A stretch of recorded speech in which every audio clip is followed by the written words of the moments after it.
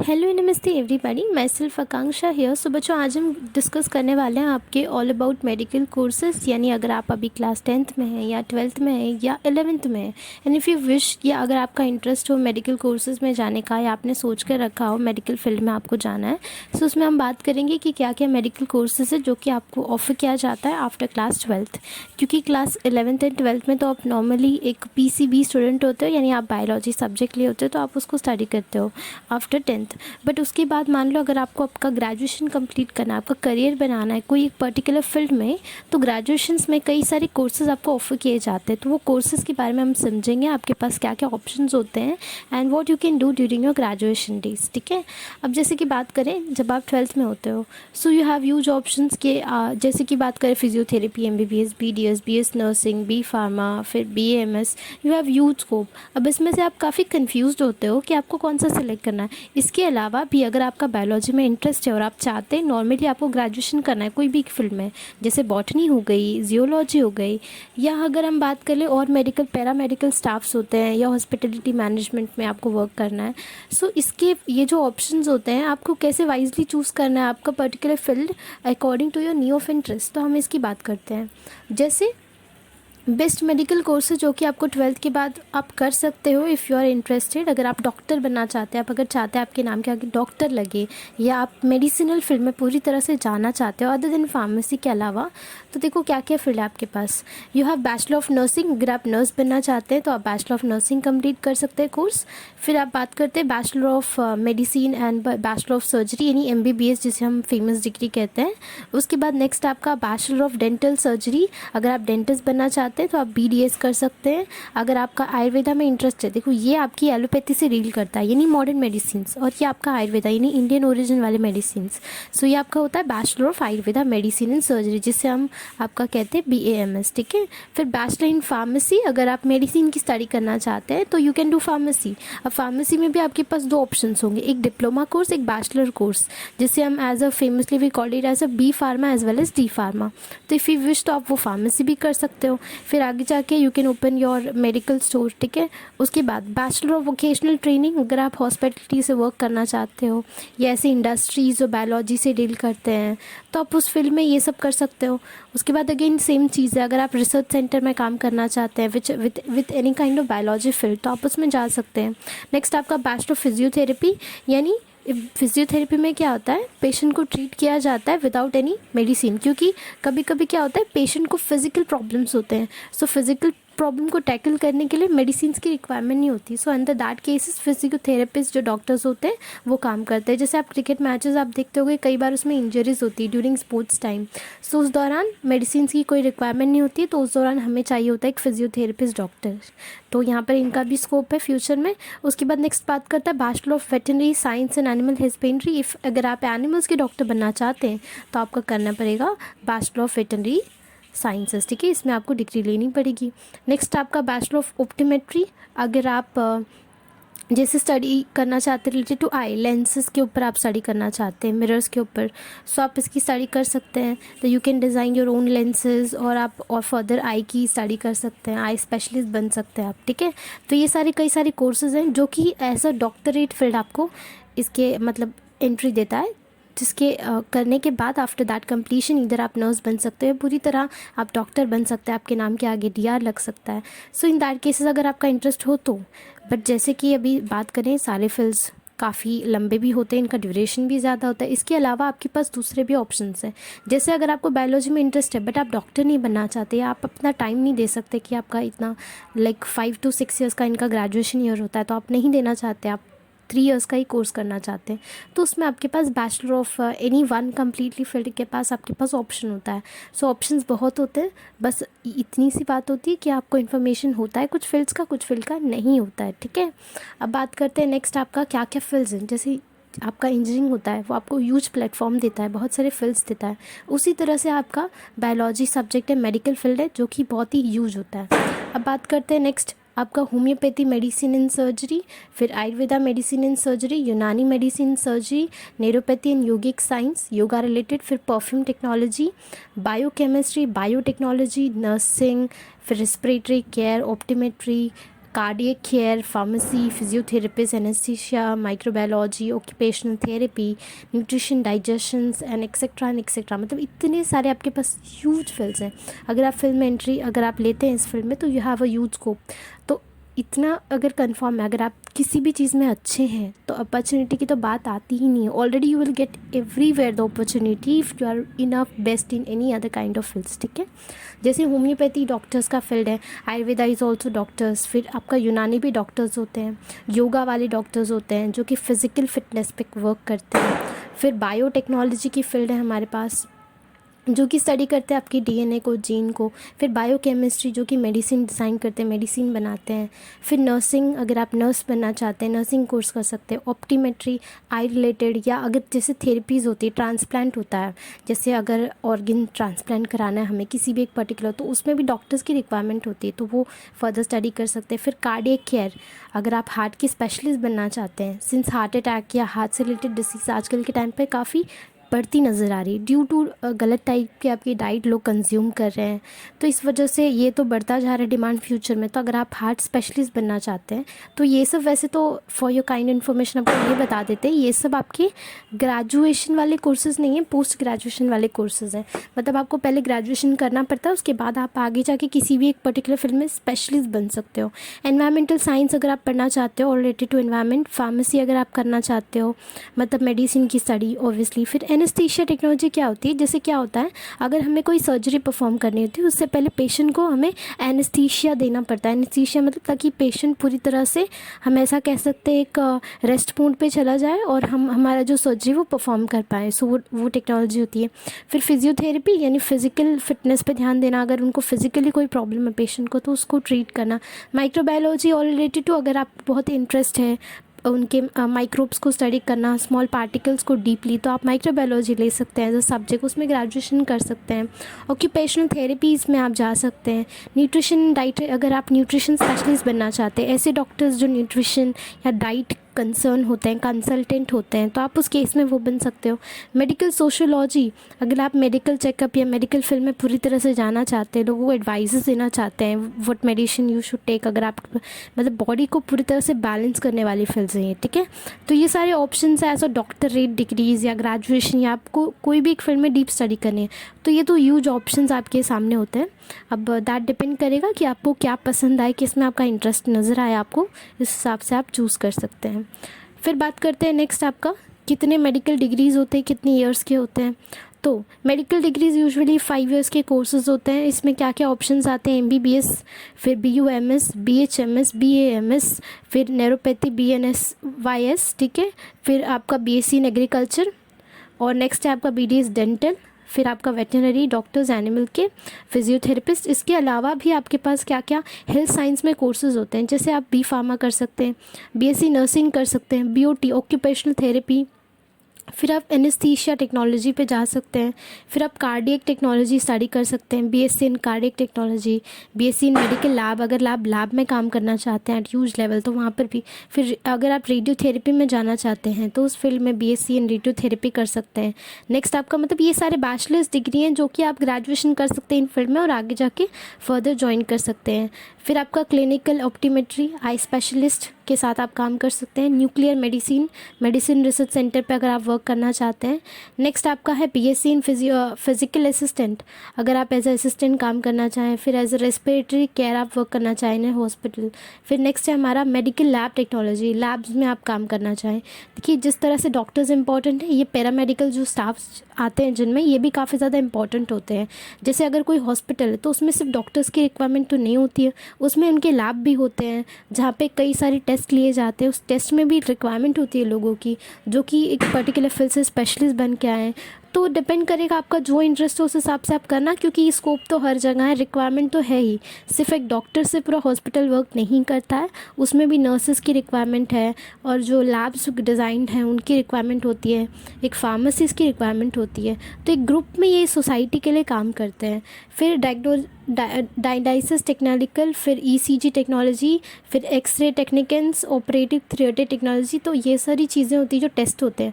अब आपने देखा होगा अगर कोई बीमार वर्ष आता है तो ब्लड टेस्ट करवाना पड़ता है, फिर ईसीजी, आपका हार्ट रेट चेक करना पड़ता है, एक्सरे निकालना पड़ता है, ऑपरेशन थिएटर्स होते हैं। तो ये सारे भी पैरामेडिकल स्टाफ्स में ही आते हैं जो कि वर्क करते हैं ऑल टुगेदर आपके मेडिकल फील्ड में। तो इतने सारे फील्ड के आपके ऑप्शंस हैं। और अगर आप बात करो आपके हेल्थ साइंसेज में, तो it is a usually duration of, हम कह सकते हैं 2 to 3 ईयर्स का। आपको 2 से 3 साल का ये कोर्स कंप्लीट करना होता है और इस तरह से आप इस फील्ड में एंटर कर सकते हैं। जैसे 5 ईयर्स काफ़ी लंबा ड्यूरेशन हो जाता है, तो कुछ लोग जाते हैं फॉर 2 and 3 ईयर्स, जिनको अगर जल्दी सेटलमेंट होना चाहिए, अगर दे वांट की लाइफ में जल्दी सेटल हो जाए, कोई पर्टिकुलर उनकी जो स्टडीज़ है वो कंप्लीट कर लें, सो वो इस फील्ड में चले जाते हैं। यहाँ पर भी ऑप्शन है, पैरामेडिकल्स में भी ऑप्शंस, तो ऑप्शंस हर जगह हैं। इतने, जैसे हमारे इंजीनियरिंग डिग्री में इतने सारे ऑप्शंस आप देख सकते हो, उसी तरह से हमारी मेडिकल फील्ड होती है। But due to lack of options बच्चों को सिर्फ ये पता होता है कि डॉक्टर्स की डिग्री होती है, और कुछ बैचलर्स डिग्री के बारे में बहुत ही कम लोगों को पता होता है।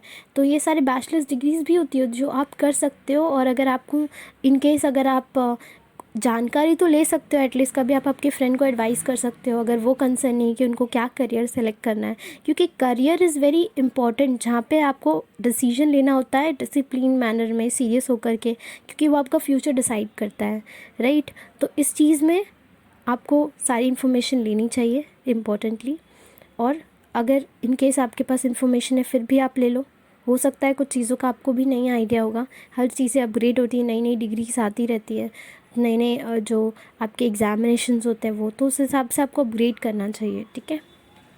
उसके बाद हम बात करते हैं एग्ज़ाम क्राइटेरिया की, कि मान लो आपको मेडिकल फील्ड में एंटर करना है, बट आपको ये नहीं पता कि आपको कौन सा एग्ज़ाम देना है, किस तरह से आप एंटर कर सकते हो, क्या क्राइटेरिया होता है उनका अगर आपको एडमिशन चाहिए इन फील्ड्स में।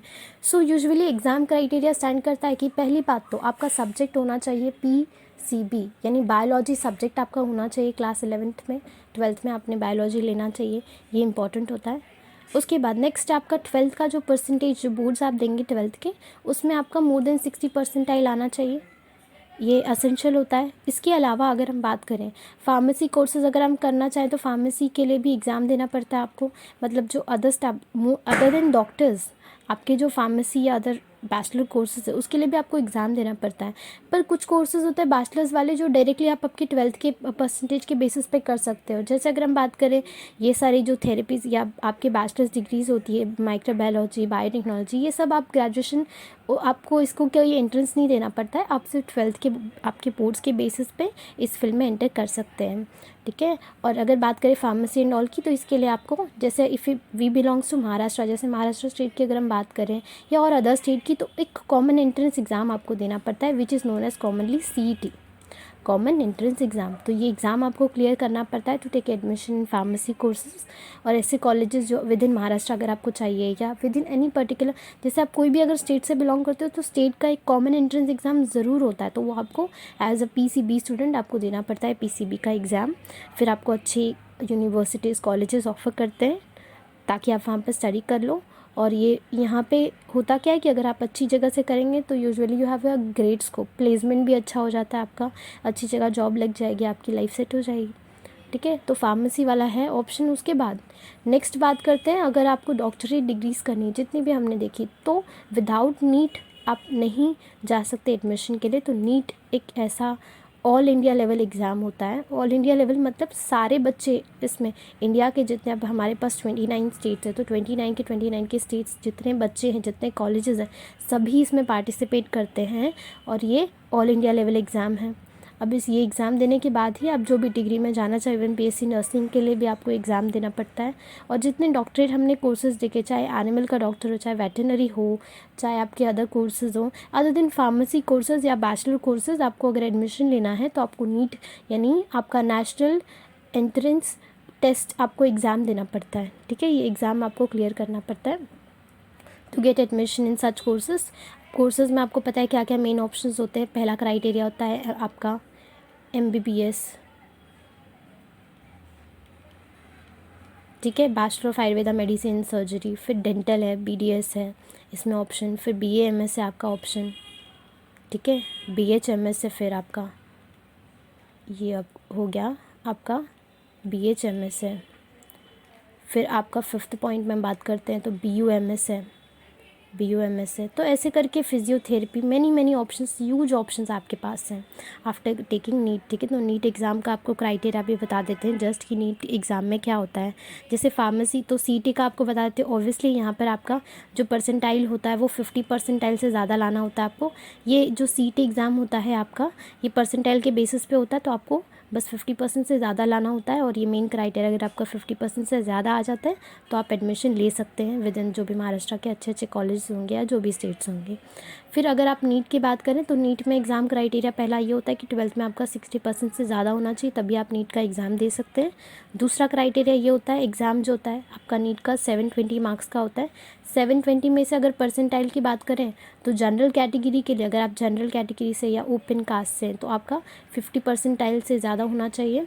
और अगर आपका कोई रिजर्वेशन आता है, अगर आप रिजर्वेशन कैटेगरीज़ में आते हो, SC ST ये सारे कास्ट में, तो आपका 45 परसेंटाइल होता है। और 720 में से तो एटलीस्ट जो हमारा मेन एग्ज़ाम होता है उसमें आपको मोर देन दैट लेके आना पड़ता है। जितने आपके अच्छे मार्क्स होंगे उतने अच्छे कॉलेजेस आपको ऑफर किए जाएंगे फॉर दिस बैचलर्स डिग्रीज़। ठीक है, मतलब जो भी आपको डॉक्टर डिग्री होता है उस केस में। वैसे सबके ये जो डिग्रीज़ हैं सबके अलग अलग इंपॉर्टेंस है, सबके अलग अलग फील्ड है, तो अपने अपने इंटरेस्ट के हिसाब से हम ले सकते हैं। ठीक है, तो ये मेन क्राइटेरिया होता है एग्ज़ाम का आफ्टर गिविंग दैट। और आपका ऑल इंडिया रैंक बहुत ही ज़्यादा मैटर करेगा इस केस में, और आपका नंबर कितना आता है। देखो, दो चीज़ें होती है इसमें, एक स्टेट रैंक होता है, अगर आप स्टेट के कॉलेजेस चाहते हैं तो आपका स्टेट रैंक मैटर करेगा। अगर आप ऑल इंडिया लेवल में कॉलेजेस चूज़ कर रहे हैं तो आपका ऑल इंडिया रैंक डिसाइड करेगा कि आपको कौन सा कॉलेज मिलेगा। तो एक स्टेट आपका रैंक होता है, एक आपका ऑल इंडिया रैंक होता है। तो ये दो चीज़ें आपकी आती हैं जो कि मैटर करती हैं। फिर उस हिसाब से ये आपका क्राइटेरिया होता है एग्ज़ाम का, तो आप ये बहुत अच्छे से याद रखना। और एग्ज़ाम में आपके सब्जेक्ट्स क्या होते हैं, ऑब्वियसली आपके फ़िज़िक्स, केमिस्ट्री एंड बायोलॉजी, ये 3 सब्जेक्ट्स होते हैं। और तीनों ये जो हैं यहाँ पे 180 मार्क्स के होते हैं। ठीक है, ऑल टोटल ये हो गए। देखो, आपका ये 180 मार्क का है, ये 180 मार्क का होता है। आपकी बायोलॉजी सिर्फ 360 मार्क्स की होती है। सो ऑल टुगेदर हो गया आपका 720 मार्क्स। तो 720 मार्क का आपका एग्ज़ामिनेशन होता है। तो इस तरह से आपको ये एग्ज़ाम के लिए प्रिपेयर करना होता है। हो सकता है अभी आपको इतना नहीं पता इस फील्ड में, क्योंकि आप क्लास 10th में, हो सकता है आप 10th में हो, अभी आपको ज़रा भी आइडिया नहीं, आप पहली बार ये सब सुन रहे हैं, देख रहे हैं। सो इस केस में आप रेडी रहें कि एग्ज़ाम का क्राइटेरिया क्या है। और मोस्ट इम्पॉर्टेंटली, अगर आप ऑल इंडिया लेवल पे कॉम्पिटिट कर रहे हैं with all the students of India, so in that case negative marking यहाँ होती है। तो नेगेटिव मार्किंग ज़रूर है, -1 होता है for wrong answer, for right answer +4 होता है। ठीक है, तो इस हिसाब से आपका पेपर होता है आपका नीट का, और आप नीट एग्ज़ाम क्लियर कर लोगे तभी आपको ये कोर्सेज़ में एडमिशन मिलने के चांसेस होते हैं। ठीक है, विदाउट एग्जामिनेशन आप कोई भी डॉक्टर्स डिग्री में नहीं जा सकते हो, और ना ही कोई डिग्री में आप एडमिशन ले सकते हो। ठीक है, उसके बाद बात करते हैं मेडिकल फील्ड आपको कोर्सेज़ क्या ऑफ़र करती है। तो यूजुअली 2 से लेकर के 5 साल का ड्यूरेशन होता है, जो कि स्टूडेंट्स को प्रोवाइड करते हैं for medical practices as well as therapeutic practices, जो कि डॉक्टर्स कर सकते हैं। डॉक्टर स्पेशलिस्ट आप किसी भी एक फील्ड में बन सकते हो। उसके बाद अगर फर्दर स्टडीज़ भी करनी है आपको, देखो पहले तो आप जूनियर डॉक्टर कहलाओगे, क्योंकि नीट में भी आपका, जैसे अभी हमने नीट की बात की, तो नीट में भी 2 टाइप का नीट होता है। एक नीट UG होता है, एक नीट PG होता है। UG stands for under graduation, PG stands for post graduation. Under graduation यानी आप अभी ग्रेजुएशन फील्ड में इसमें जा रहे हो, तो इसका 5.6 हम कह सकते हैं, या 5 ईयर्स का कोर्स होता है। इसमें इंटर्नशिप ऐड की जाती है, तो 1 आपका 6 मंथ का इंटर्नशिप होता है इसमें। उसके बाद PG अगेन आपका पोस्ट ग्रेजुएशन होता है, जो कि आप आपके नीट UG के बाद ही कर सकते हो, मतलब फर्दर स्टडी अगर आप करना चाहो तो पोस्ट ग्रेजुएशन आप कर सकते हो। इसका भी ड्यूरेशन अप्रॉक्सीमेटली 3 ईयर्स का होता है। ठीक है, इसमें भी इंटर्नशिप ऐड हो जाता है। ठीक है, तो ये हो गया आपका फील्ड। उसके बाद बात करते हैं, तो ये सक्सेसफुल, ऑब्वियसली जितने भी फील्ड में आप जाओगे, if you are good enough, passionate हो अगर आप कोई भी कोर्सेज में, तो वहाँ पर सक्सेसफुल होना ये तो 100% गारंटी होगी। ठीक है, उसके बाद बात करते हैं, लिस्ट तो हमने देख लिया। फिर bachelor of medicine lab assistant है, डिप्लोमा डिग्रीज़ आप ले सकते हो। डिप्लोमा ज़्यादा ईयर का नहीं, 1 ईयर का कोर्स होता है, जो कि आसानी से आप कर सकते हो अगर आपको लैब में वर्क करना है एज असिस्टेंट।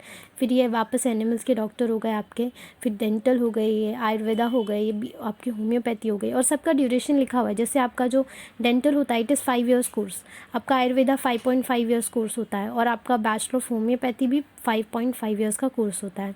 ठीक है, फिर आपका MD में, एमडी मतलब पोस्ट ग्रेजुएशन, पीजी जिसे हम कहते हैं, अगर आपको फर्दर स्टडीज़ करनी है तो आप किसी भी एक फील्ड में स्पेशलिस्ट कैसे बन सकते हो? आप रेडियोलॉजी कर सकते हो, आप पेडियाट्रिक कर सकते हो, बच्चों के जो स्पेशलिस्ट होते हैं डाइट्रिशन, तो वो जनरल मेडिसिन पे आप काम कर सकते हो, एनेस्थीसिया में स्पेशलिस्ट कर सकते हो। लेकिन अगर आपको स्किन में या डर्मेटोलॉजी में इंटरेस्ट है तो स्किन एंड डर्मेटोलॉजी स्पेशलिस्ट बन सकते हो आप। साइकेट्रिस्ट बन सकते हो, यानी जो आपके दिमाग के डॉक्टर्स होते हैं। फिर पाइथोलॉजी अगर आपका इंटरेस्ट है तो उसके बाद पल्मेटरी मेडिसिन्स, इमरजेंसी मेडिसिन्स, फिर IBHPT ट्रांसफ्यूजन मेडिसिन्स। तो ट्रांसफ्यूजन वाले केसेस में जैसे अगर हमें सर्जरी करनी है या आपका ट्रांसप्लांटेशन करनी है, ब्लड ट्रांसफ़र करना है, या आपका हम डोनेट कर रहे हैं अगर कोई पार्ट तो हमें उसकी सर्जरी करनी है, सो इन दैट केसेस ये सारे आपके मेडिसिन वर्क करते हैं पेशेंट के। तो इसमें आप स्पेशलिस्ट बन सकते हो in case of medicine field में, ठीक है। उसके बाद बात करते हैं अल्टरनेट कोर्सेज। वापस इसमें आपके दो टाइप के कोर्सेज होते हैं, एक आपका आयुष कोर्सेज होता है, पैरामेडिकल कोर्सेज होते हैं। अदर देन हम MBBS की बात कर रहे हैं तो इसमें होम्योपैथी आता है, आपका आयुर्वेद आता है, यूनानी होता है, फिर एलोपैथी योगा होता है, सीधा मेडिसिन होते हैं, फिजियोथेरेपिस्ट होते हैं, डेंटल्स होते हैं। पैरामेडिकल स्टाफ में nursing, nutrition, optometry, patho microbiology, psychology, pharmacy, biotechnology. तो ये अदर फील्ड्स हैं जो कि आपको कंसिडर किया जाता है एज अ गुड एडवाइसर, या आप बड़ी बड़ी इंडस्ट्रीज़ के साथ काम कर सकते हैं। जैसे आप माइक्रोबायोलॉजी की बात करें या अगर हम डिस्कस करें बायोटेक्नोलॉजी की या फार्मेसी की, तो आप इस फील्ड में आप जा सकते हैं काफ़ी आगे तक, ठीक है। तो ये अल्टरनेट कोर्सेज होते हैं जो as known as we called it as a very famously paramedical courses. तो अगर आपका इंटरेस्ट नहीं है डॉक्टर ज़रा भी बनने में और आप इतना टाइम नहीं देना चाहते तो ये अदर दूसरा ऑप्शन आप चूज़ कर सकते हो, ठीक है। उसके बाद बात करते हैं medicinal diploma courses. Diploma courses आपको कौन से कॉलेजेस ऑफर करते हैं, या आपकी जो यहाँ पे कोर्सेज जितने हमने सुने, तो जैसे अगर हम बात करें आर्मी फोर्स मेडिकल कॉलेज सबसे फेमस पुणे का, क्रिश्चियन मेडिकल कॉलेज जो कि वेरोला में है, and BJ government college which is also in Pune and Ahmedabad. तो ये कुछ फेमस कॉलेजेस हैं जहाँ से आप कर सकते हो। और अगर हम बात करें मेडिकल फील्ड में और क्या क्या ऑप्शंस है, तो सेम ये तो हमने देख लिया, MBBS, BMS, BHMS, ये ऑप्शंस हो गए। उसके बाद अगर आप बायोलॉजिकल साइंस में इंटरेस्टेड है तो आप बायोकेमिस्ट्री कर सकते हैं, माइक्रोबायोलॉजी कर सकते हैं, बायोटेक्नोलॉजी कर सकते हैं, बॉटनी, जियोलॉजी या फिजियोलॉजी में आप स्पेशलिस्ट कर सकते हैं, एंथ्रोपोलॉजी यानी आपके जो एंशिएंट चीज़ हैं उसकी स्टडी आप अगर इंटरेस्टेड है करने में, फिशरी साइंस। तो ये सारे आपके अदर ग्रेजुएशन कोर्सेज हैं। फिर अगर आपको अलाइन मेडिकल कोर्सेज में जाना है, जैसे BSc nursing, BSc in radiotherapy and BSc in diagnosis, medicine lab technology, bachelor of occupational therapies, तो ये सब आपके पास फील्ड है। ये आपके सब्जेक्ट्स जैसे आपके PC अगर 20 सब्जेक्ट्स है तो ये सब करियर ऑप्शंस आपके सामने ही है, ठीक है। फिर आपका अगर मेडिकल साइंसेज में आपको यानी B फार्मा या D फार्मा करना है तो आप कर सकते हो इन दैट केसेस। जैसे फार्मा D ये तो 6 ईयर्स कोर्स, ये काफ़ी डीप कोर्स होता है, ठीक है। जैसे डिप्लोमा करोगे तो इट इज़ 12 ईयर्स कोर्स जिसको हम we commonly called as D pharma. फिर B फार्मा 4 ईयर्स कोर्स, तो उस हिसाब से आप कर सकते हो। Usually it is of 3 years, duration इसका 3 ईयर्स होता है। इंटर्नशिप के साथ अगर आप ले लो तो 1 ईयर हो गया, ठीक है।